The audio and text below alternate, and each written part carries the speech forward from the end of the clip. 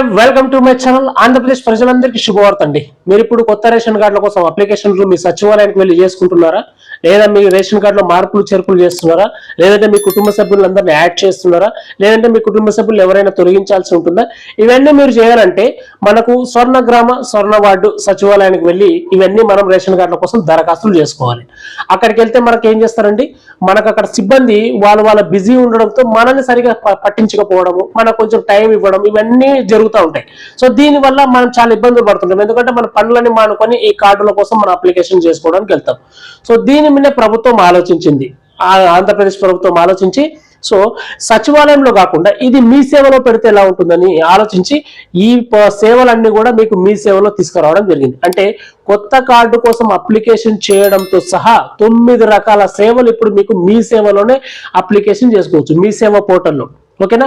So మీ సేవ సెంటర్లకు మీరు వెళ్ళి అప్లికేషన్ చేసుకుంటే ఇలా 9 రకాల సేవలు మీకు అప్లికేషన్ చేసుకుంటే మీకు ఇక్కడ సచివాలయంలో అయ్యే పనులన్నీ మీకు మీ సేవ దగ్గరే అవుతాయి.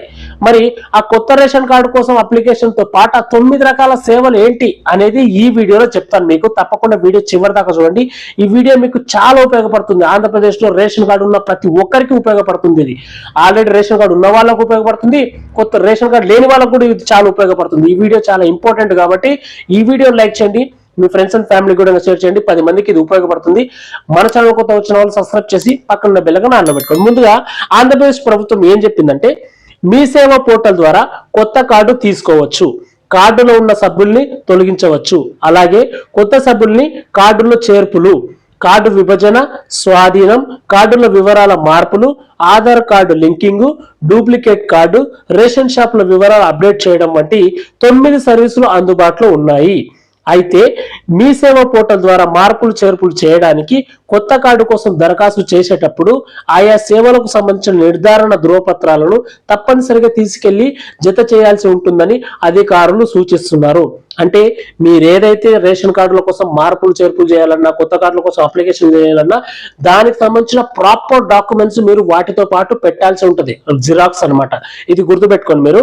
సో అవేంటి అంటే ఇక్కడ ఎవరైనా కొత్త రేషన్ కార్డు కోసం దరఖాస్తు చేసుకోవాలనుకుంటే వివాహ రిజిస్ట్రేషన్ పత్రాలు, శుభలేఖ, ఆధార్ కార్డు కాపీలు, ఫోటోలు సమర్పించాల్సి ఉంటుంది. అంటే ఎవరైనా దంపతులు మనకు కొత్త రేషన్ కార్డు కావాలనుకుంటే వాళ్ళ మ్యారేజ్ సర్టిఫికేట్, వాళ్ళ వెడ్డింగ్ కార్డు, అలాగే వారు ఇద్దరిది ఆధార్ కార్డులు, వాళ్ళ ఫోటోస్ కూడా అక్కడ జమ చేయాల్సి ఉంటది, జిరాక్స్ అయితే ఇవ్వాల్సి ఉంటుంది మీ సేవ దగ్గర. ఓకేనా? అప్లికేషన్ తో పాటు. ఆ తర్వాత ఇక్కడ మీరు చూడండి, ఒకవేళ రేషన్ కార్డుల్లో పిల్లలు, కుటుంబ సభ్యులను చేర్చాలంటే బర్త్ సర్టిఫికేట్, పాస్పోర్ట్, ఆధార్ వంటి ఇవ్వాలి. ఎవరైనా పిల్లల్ని కానీ కుటుంబ సభ్యులు కానీ మీ ఉన్న రేషన్ కార్డులోనే వాళ్ళని యాడ్ చేయాలనుకుంటే వాళ్ళ బర్త్ సర్టిఫికేట్, వాళ్ళ ఆధార్ కార్డు, వాళ్ళ ఫోటోస్ కూడా మీరు ఇవ్వాల్సి ఉంటుంది. ఇది గుర్తుపెట్టుకోండి మీరు.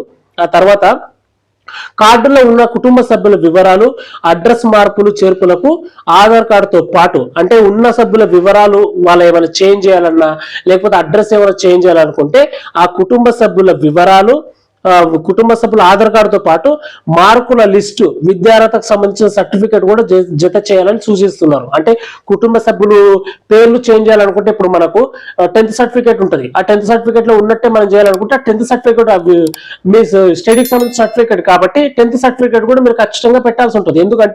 ఎందుకు ఇట్లా పేరు మారుస్తున్నాడు అంటే ఇప్పుడు అన్ని సర్టిఫికేట్లు వాళ్ళ చదువుల సర్టిఫికేట్లు అన్నిట్లో పేరు ఒకేలా ఉండాలి కదా, తర్వాత ప్రాబ్లం అవుతుంది. అందుకే ఇక్కడ మీకు ఏమడుగుతున్నారంటే మీ ఆధార్ కార్డుతో పాటు మీ స్టడీకి సంబంధించిన సర్టిఫికేట్ కూడా ఖచ్చితంగా అడుగుతున్నారు అనమాట. సో మార్కుల లిస్టు అంటే 10th క్లాస్ మార్కుల లిస్ట్ ఉంటుంది కదా, సో అది మీరు ఖచ్చితంగా అడుగుతున్నారు. విద్యార్థులకు సంబంధించిన సర్టిఫికేట్ ఖచ్చితంగా మీరు జత చేయాల్సి ఉంటుంది. అలాగే రేషన్ కార్డుకు సంబంధించి ఈ 9 రకాల సేవల్ని మీ సేవ పోర్టల్ ద్వారా పొందాలని సూచిస్తున్నారు అధికారులు. కొత్త రేషన్ కార్డుల కోసం దరఖాస్తు చేసుకునే ప్రక్రియ కొనసాగుతూనే ఉంటుందని ప్రభుత్వం గతంలోనే తెలిపింది. అర్హులైన వారు కొత్త కార్డుల కోసం దరఖాస్తు చేసుకోవచ్చు. అంటే ఇది ఈ డేట్ వరకే లాస్ట్, ఈ ఇయర్ వరకే లాస్ట్, ఈ మంత్ వరకే లాస్ట్ అనేది ఏం లేదండి. మీరు ఎప్పుడైనా వెళ్ళి అప్లికేషన్ చేసుకోవచ్చు మీ సేవలో. సచివాలయానికి వెళ్ళి ఇబ్బందులు పడే కన్నా మీరు మీ సేవకి వెళ్ళి ఎప్పుడైనా అప్లికేషన్ చేసుకోవచ్చు. ఇది నిరంతరంగా కొనసాగుతుంది, మీరు టెన్షన్ పడాల్సింది లేదని చెప్పేసి అధికారులు అయితే చెప్తున్నారు. సో ఇది చాలా మంచి విషయం అండి. సచివాలయానికి వెళ్ళి ఇబ్బంది పడి సచివాలయం సిబ్బందిని ఇబ్బంది పెట్టి మనం ఇబ్బంది పడి ఇవన్నీ చాలా ఇబ్బందులు అవుతాయి కాబట్టి సో అవేవి లేకుండా మీ సేవ సెంటర్లకు వెళ్ళి మీరు అప్లికేషన్ చేసుకోవచ్చు. ఇక్కడ మీరు ఇంకోటి గుర్తుపెట్టుకోవాలి, మనకు అప్లికేషన్ ఫీజు పెంచారు. గతంలో మనకు 28 రూపాయలు ఉండేది, ఇప్పుడు 100 రూపాయలు అయింది. ఇంకొకటి 48 రూపాయలు ఉండేది, ఇప్పుడు 200 అయింది. అంటే ఇది గవర్నమెంటే పెంచింది, మీ సేవ వాళ్ళు పెంచట్లేదు, ఇది గవర్నమెంటే పెంచింది. గవర్నమెంటే అఫీషియల్ గా అనౌన్స్ కూడా చేసింది. ఇది వాళ్ళు 100 200 చెప్తే మీరు కంగారు పడకండి, వాళ్ళని కంగారు పెట్టాల్సిన అవసరం లేదు, ఇది గవర్నమెంటే చెప్పింది. సో మీ సేవలో అప్లికేషన్ ఫీజులు పెంచామని చెప్పేసి గవర్నమెంట్ చెప్తుంది. ఎందుకంటే ఇప్పుడు చాలా మంది అప్లికేషన్స్ పెట్టుకుంటారు కాబట్టి అది ఏదో మనకు ఎందుకు అలా పెంచారనేది తెలియదు, బట్ ప్రభుత్వమే ఇది పెంచింది అనమాట. సో వీడియో మీకు క్లియర్ గా అర్థమైంది అనుకుంటున్నాను. వీడియో నచ్చితే తప్పకుండా లైక్ చేయండి, ఇది చాలా మందికి ఉపయోగపడుతుంది, 10 మందికి ఉపయోగపడే వీడియో కాబట్టి తప్పకుండా మీ ఫ్రెండ్స్ అండ్ ఫ్యామిలీ కూడా షేర్ చేయండి. మన ఛానల్ కొత్త వస్తున్న వాళ్ళు సబ్స్క్రైబ్ చేసి పక్కన బెల్ ఐకాన్ ఆన్లో పెట్టుకోండి. ఇలాంటి అప్డేట్స్ మీకు మరెన్నో వస్తూ ఉంటాయి. నేను ఒక వాట్సాప్ ఛానల్ కూడా క్రియేట్ చేయడం జరిగింది, చిన్న చిన్న అప్డేట్స్ కూడా అందులో పెడుతూ ఉంటాను కాబట్టి. సో డిస్క్రిప్షన్ లో లింక్ ఇచ్చాను, ఆ లింక్ మీద క్లిక్ చేసి వెంటనే వాట్సాప్ ఛానల్ కూడా జాయిన్ అయిపోండి. అలాగే మర్చిపోకుండా ఛానల్ సబ్స్క్రైబ్ చేసి ఈ వీడియోని లైక్ చేయండి. అందరికీ నమస్కారం.